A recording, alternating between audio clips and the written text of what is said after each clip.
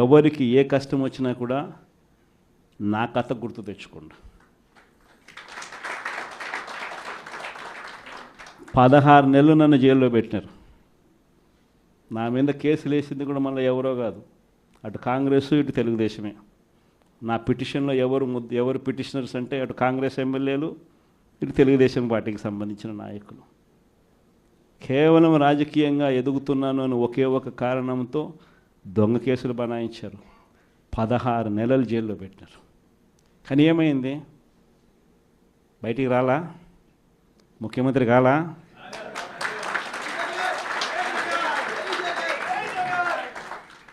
ప్రతి ఒక్కరు ఇది గుర్తుపెట్టుకోండి. ఎవరికైనా ఇంతే. మహా చేస్తే వీళ్ళు ఏం చేయగలుగుతారు? దొంగ కేసులు పెడతారు, కాదండంలా బెదిరిస్తారు, కాదండంలా మహా అయితే 3 నెలలు లోపల వేస్తారు, అది కాదండంలా. కానీ ఏం చేస్తారు? 3 నెలల తర్వాత మళ్ళా వస్తాం, రెట్టించిన ఉత్సాహంతో మళ్ళా పనిచేస్తాం. ఎవరెవరైతే మిమ్మల్ని జైల్లో పెట్టే కార్యక్రమం ఎవరెవరైతే చేస్తారో, మంచి చేసిన వాళ్ళని గుర్తుపెట్టుకోండి, చెడు చేసిన వాడిని గుర్తుపెట్టుకోండి. ఇద్దరిని గుర్తుపెట్టుకోమని చెప్తాను. ఊరికే చూస్తూ ఊరుకోం. వైఎస్ఆర్ కాంగ్రెస్ పార్టీ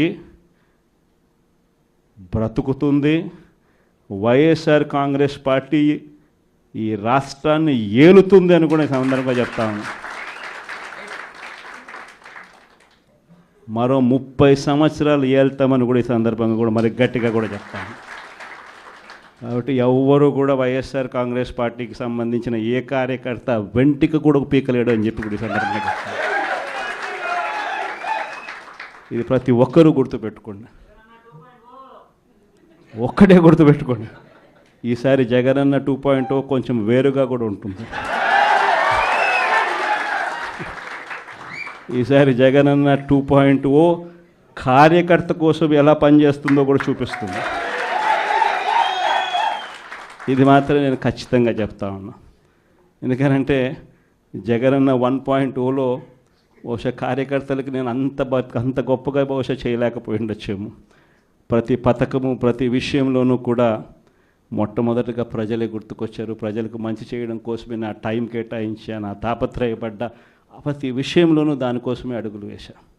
కానీ జగనన్న 2.0కి వచ్చేసరికి మాత్రం చంద్రబాబు నాయుడు కార్యకర్తలకు పెడతా ఉన్న ఇబ్బందులు చూసా, కార్యకర్తలు పడతా ఉన్న అవస్థలు చూసా, కార్యకర్తలు పడతా ఉన్న బాధను గమనించా. వీళ్ళ కోసం గట్టిగా మీ జగనన్న ఉంటాడని సందర్భంగా గట్టిగా చెప్తాను.